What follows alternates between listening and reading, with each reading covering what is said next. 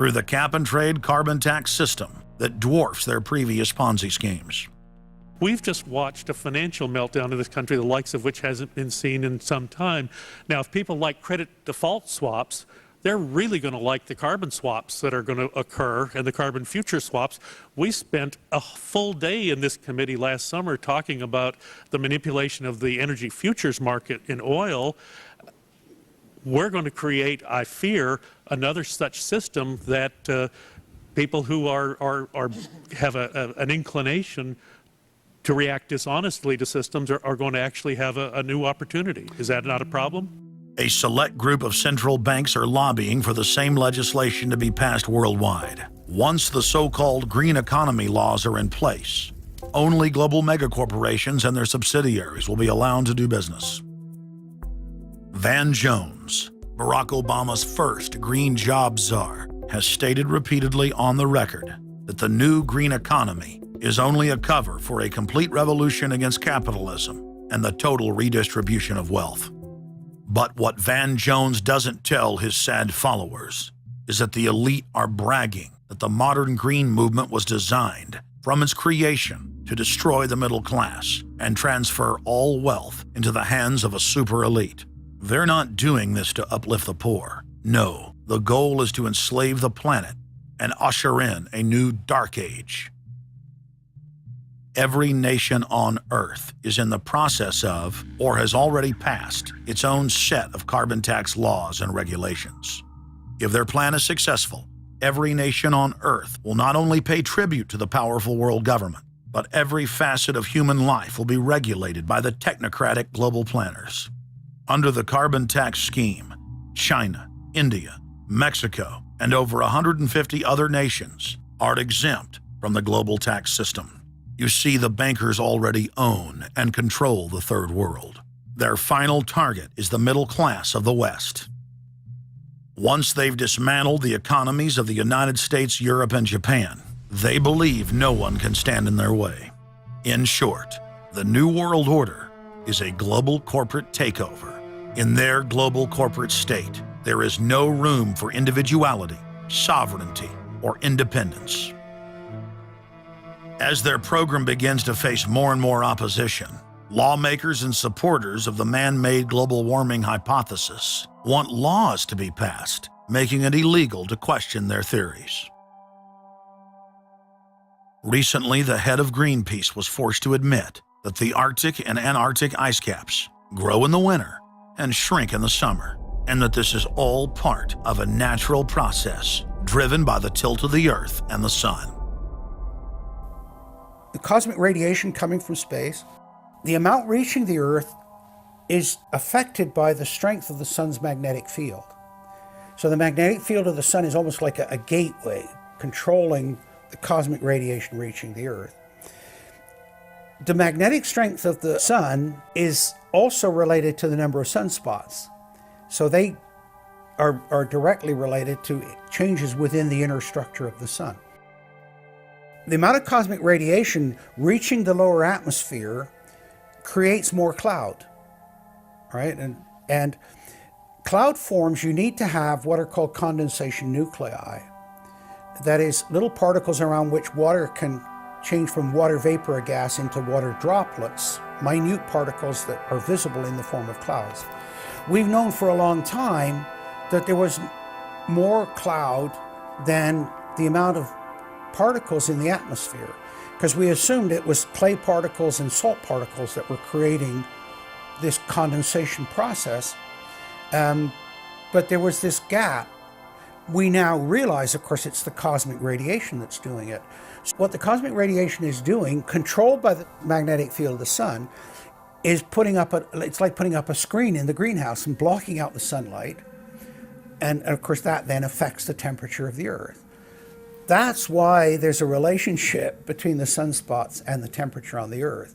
So we now know the mechanism, but they completely ignore that. More than 31,000 scientists from across the United States, including more than 9,000 PhDs from the fields of climatology, atmospheric science, earth science, and hydrology, signed a petition rejecting man-made global warming as a scientific fraud.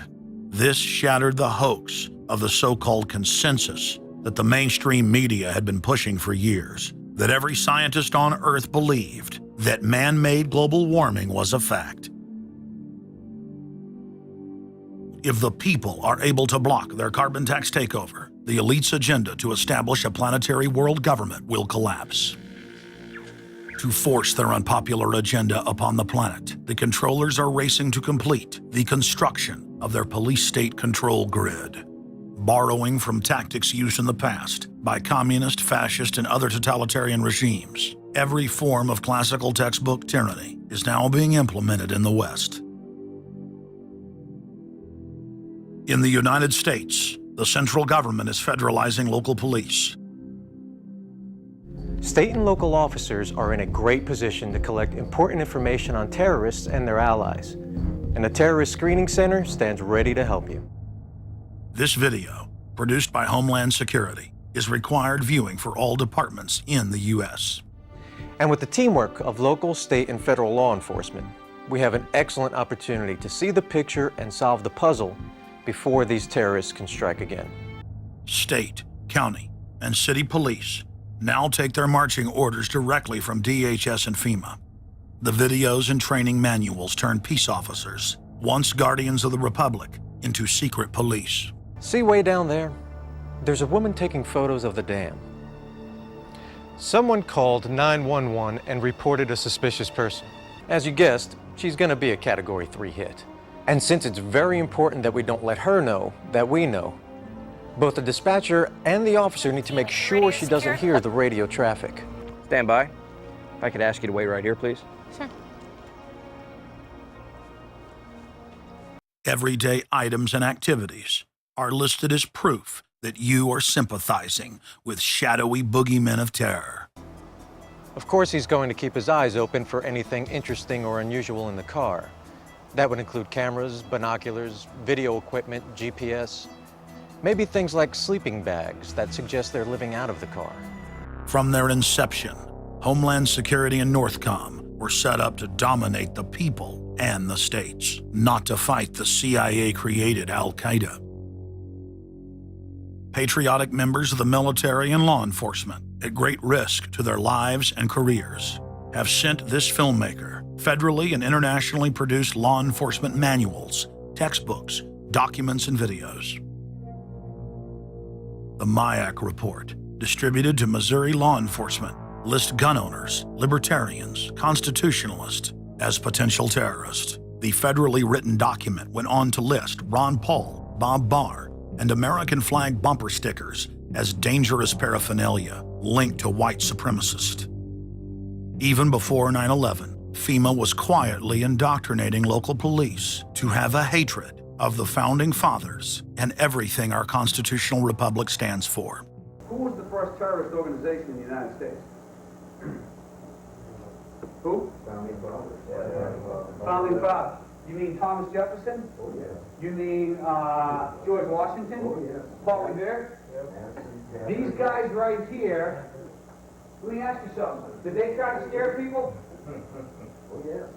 They tried to intimidate the British. Did they use acts of violence? Your founding fathers, my founding fathers, were involved in acts of terrorism against British officials because they systematically had British officials assassinated. In the old Soviet Union, Nazi Germany, and Maoist China, the police's main job was not fighting crime. In totalitarian forms of government, the police are political enforcers, or commissars as they were known in Russia. It's their job to spy on the public and to intimidate the exercise of free speech. Once a climate of fear has been achieved, the public begins to self-censor, to shut down. Once the people have been intimidated to withdraw from the field of intellectual battle, the tyrants have a free hand to expand their oppression and looting of the helpless serfs. The average man and woman is in a trance. They get home from work, they don't even talk to their children. They turn the television on, and they let those corporate messages set the agenda in their lives. If we want a revolution against these social engineers and the scientific dictatorship, we have to start getting back to basics. having barbecues, knowing our neighbors, loving our husbands and wives, spending time with our children, and getting back to real human culture. This false corporate culture has been superimposed over our daily lives. The public is literally under a trance. We have to somehow reach out to them and break them out of this trance. And as the globalists destroy our standard of living and bring in their police state, a lot of people are beginning to wake up and realize that what they've been told all their lives was a lie. But it's essential that we, the people, are there to reach out to our fellow Americans and our fellow human beings and show them the truth. But the scientific dictatorship needs more than just a secret police network to carry out their plan. Citizen spies at every level of society have been recruited to keep their eyes and ears focused on everything their neighbors and co-workers are doing and saying. More than 50,000 private sector executives have been recruited by FEMA to secretly serve as deputy FBI informants under the InfraGard program. Now there are more than 75,000 preachers serving FEMA in the clergy response teams. Internal FEMA documents reveal that the majority of America's pastors now serve as agents of the shadow government. They are even instructed on how and what to preach. And as KSLA News 12 Jeff Farrell discovered, the clergy would help the government with potentially their biggest problem, us. From my cold, dead hands. Charlton Heston's famous declaration captures a truly American value, the overarching desire to protect our freedoms. But gun confiscation is exactly what happened during the state of emergency following Hurricane Katrina in New Orleans. U.S. troops also arrived, something far easier to do even now thanks to last year's elimination of the 1878 Posse Comitatus Act. That forbid U.S. troops from policing on American soil. If martial law were enacted here at home, public fears and quelling dissent would be critical. And that's exactly what the Clergy Response Team, as it's called, helped accomplish in New Orleans. Jeff, the primary thing that we say to anybody is let's cooperate and get this thing over with, and then we'll settle the differences once the crisis is over. Such clergy response teams would walk a tightrope between the needs of the government versus the wishes of the public. In a lot of cases, these clergy would already be known in the neighborhoods in which they're helping to defuse that situation. For the clergy, one of the biggest tools that they will have in helping calm the public down or obey the law is the Bible itself, specifically Romans 13. Because the government is established by the Lord, you know, and that's what we believe in the Christian faith. That's what's stated in the Scripture. They prepare their flocks like sheep to the slaughter for gun confiscation, forced inoculation, and they tell them that it is a blessing to have their families broken up and put into FEMA camps. Irland, Frankreich, Portugal, Spanien, die Schweiz, Liechtenstein, Luxembourg, Polen, Ungarn, Romania. Adolf Hitler bragged that his most powerful domestic tool, used by the Nazis to control the people, was the servile clergy. And his favorite Bible verse was Romans 13, render unto Caesar. Either you are with us or you are with the terrorists.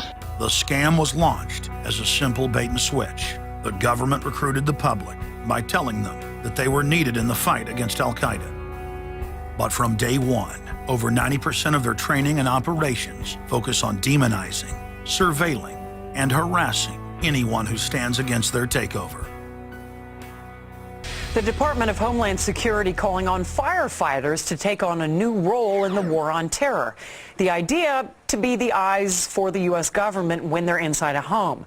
Now, unlike police officers, firefighters don't need a warrant to go into private houses. And critics say that's where things get sticky. Cable company repairmen, truck drivers, maid services, and hundreds of other professions that go inside homes and businesses without warrants are now on the government's payroll as citizen snitch spies.